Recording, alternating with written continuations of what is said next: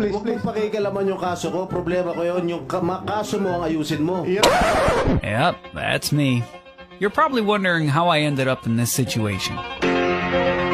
If it's okay with you. Your Honor, Your Honor, ay parang hindi naman po maganda yung sinasabi ni ni Senator Jinggoy Estrada patungkol sa akin.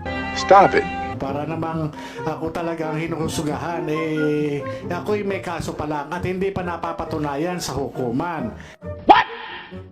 Hindi kagaya po ang ating butihing senador, No, nakonvict na po.